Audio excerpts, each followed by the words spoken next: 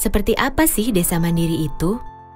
Apakah yang memiliki banyak uang dan fasilitas umum? Seharusnya desa mandiri itu adalah desa yang bisa memenuhi kebutuhan akan sarana prasarana dasar dan bisa mensejahterakan masyarakatnya. Misalnya masyarakat membutuhkan jalan dan jembatan desa yang bagus, atau saluran irigasi yang bisa diandalkan sepanjang tahun. Nah, itu semua nantinya bisa disediakan dan dikelola oleh desa sendiri loh.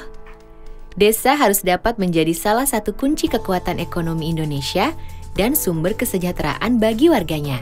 Baik itu petani, perempuan, masyarakat adat, pemuda-pemudi, anak-anak, kelompok penyandang cacat, dan kelompok masyarakat terasing tanpa kecuali. Nah, untuk mewujudkan desa mandiri itu, pemerintah telah mengesahkan Undang-Undang Nomor 6 Tahun 2014 tentang Desa, atau sering disebut Undang-Undang Desa. Undang-undang ini memberikan kesempatan bagi desa untuk menjalankan dan mengatur pembangunannya sendiri. Karena ya memang masyarakat desalah yang lebih tahu apa saja yang dibutuhkan untuk lebih maju dan sejahtera.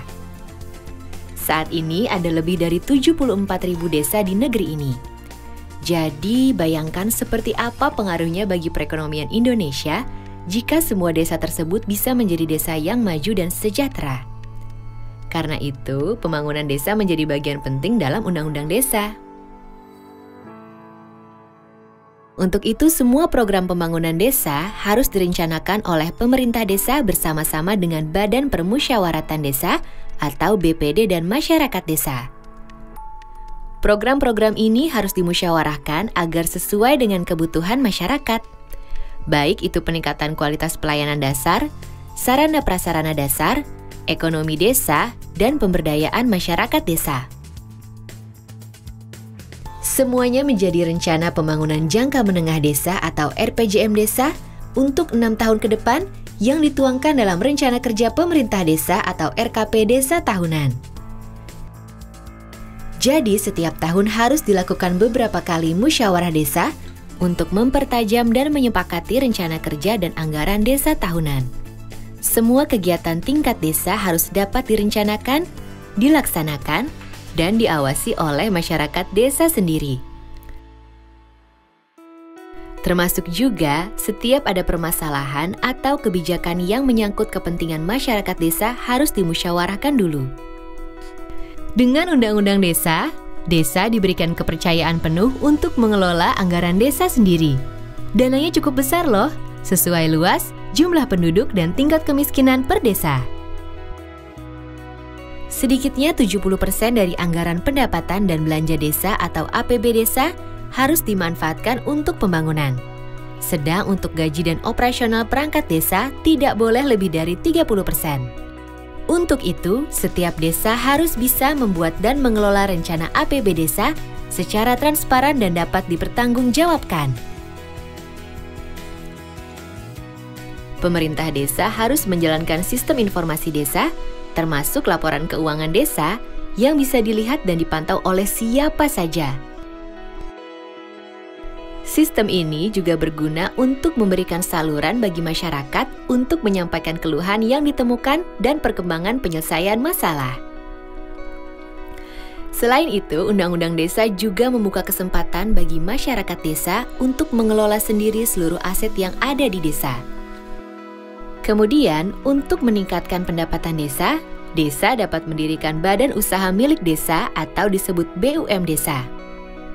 Melalui BUM desa, masyarakat desa dapat meningkatkan sendiri kehidupan perekonomian perdesaan dan memanfaatkan hasilnya untuk kesejahteraan bersama. Salah satu semangat utama yang dibawa oleh Undang-Undang Desa adalah gotong royong. Bukan hanya antara masyarakat yang berada di satu desa saja, tapi juga dengan masyarakat yang ada di desa-desa tetangga.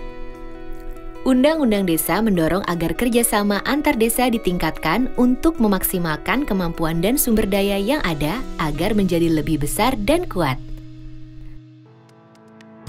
Misalnya, pengembangan usaha bersama, kerjasama di pengelolaan lingkungan dan sumber daya alam, kegiatan pemberdayaan masyarakat, sampai dengan pengembangan kawasan perdesaan yang menggabungkan kemampuan dan aset desa-desa untuk mencapai kesejahteraan bersama. Untuk itu, Badan Kerjasama Antar Desa atau BKAD dapat didirikan atau ditingkatkan peran dan lingkupnya. Di samping itu, Undang-Undang Desa juga menekankan pentingnya peran lembaga kemasyarakatan desa untuk membangkitkan partisipasi semua masyarakat desa. Lembaga kemasyarakatan desa berperan sebagai mitra pemerintah desa dalam mengelola semua kegiatan pembangunan dan pemberdayaan desa, serta penggunaan dana desa secara bersama-sama. Dalam pelaksanaan pembangunan, setiap desa akan didampingi oleh pendamping desa. Pendamping desa akan membantu memastikan kualitas pembangunan desa sesuai harapan, termasuk kualitas pemberdayaan manusianya.